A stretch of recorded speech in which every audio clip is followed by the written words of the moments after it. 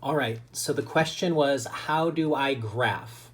So this particular problem, I was asked to find the slope of the line and then sketch the graph. So I've already, since it was not the question asked, put the slope in. Now I'm going to use the graphing tool to graph the line. Now you can click this button to make a bigger graph, but the instructions down here say click the graph, choose a tool in the palette, and follow the instructions to create your graph. So what I'm going to do is I'm going to click on this graph and I get a palette.